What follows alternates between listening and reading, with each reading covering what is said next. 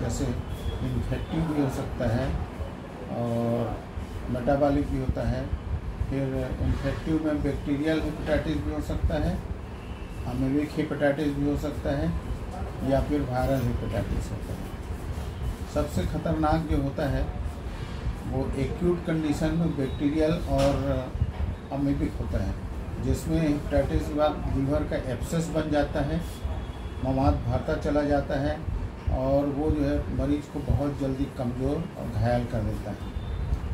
Hepatitis viral जो होता है ये भी एक प्रकार से जानलेवा होता है और इसमें पीलिया मेन प्रेजेंटिंग सिम्टम्स रहता है, उसके साथ साथ पेन होता है। तो हेपेटाइटिस ए बी सी ऐसा करके होता है, ये अलग अलग प्रकार के वायरस से होता है। हेपेटाइटिस ए वायरस से, हेपेटाइटिस बी वायरस से, हेपेटाइटिस सी वायरस से।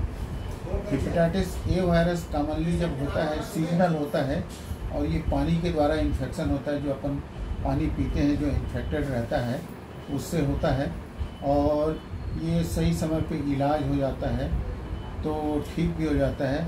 मेन इसका प्रेजेंटेशन होता है पीलिया और बुखार, जिसको अच्छे से इलाज करके कंट्रोल किया जा सकता है। जबकि हेपेटाइटिस बी और सी ये दोनों भी वायरल हैं, लेकिन ये जो है ब्लड या सीरम वगैरह के कांटेक्ट ट्रांसमिशन से होता है।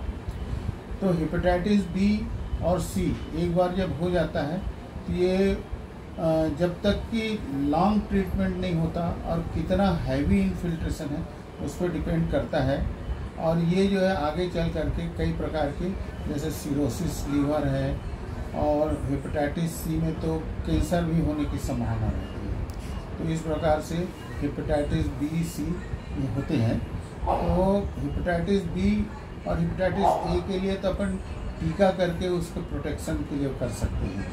और जब भी कभी पीलिया होता है मरीज को तो उसको थारो जांच करना, उसका समय से इलाज करना बहुत आवश्यक है। जी, और सर एक बस प्रश्न था, इसमें जंक फूड और अल्कोहल वगैरह कितना नुकसानदायक हो सकता है सर हेपेटाइटिस? जंक फूड और अल्कोहल तो हमेशा नुकसानदायक होता है, क्योंकि बॉडी में कोई भी चीज़ शरीर में जाता है तो उसके डाइजेशन भले ही पेट में होता है बोलते हैं, लेकिन उसका एक्चुअली जो है फॉर्मेशन जो होता है, प्रोटीन है, टॉक्सिन का डिटॉक्सिफिकेशन होता है, ये सब लीवर में होता है। तो लीवर ही असली जगह है, एक ऐसा फैक्ट्री है जहाँ टॉक्सिन्स को डिटॉक्सिफिकेशन करते हैं, जहाँ शुगर, प्रोटीन और फैट और मिनरल्स वगैरह का सबका ट्रांसफॉर्मेशन होता है, वहीं पर सारी चीज़ें होती हैं। तो लीवर ही मेन बेस होता है। तो जंक फूड और अल्कोहल तो सबसे ज़्यादा नुकसानदेह है। या कोई भी ऐसी चीज़ें जो बॉडी के लिए ऑक्सीडेंट्स हैं, ऑक्सीडेंट ही बोलते हैं जिसको, जो टॉक्सिन्स बोलते हैं उसको, तो ऑक्सीडेंट है वो नुकसान करता है, तो उसको एवॉइड ही करना चाहिए।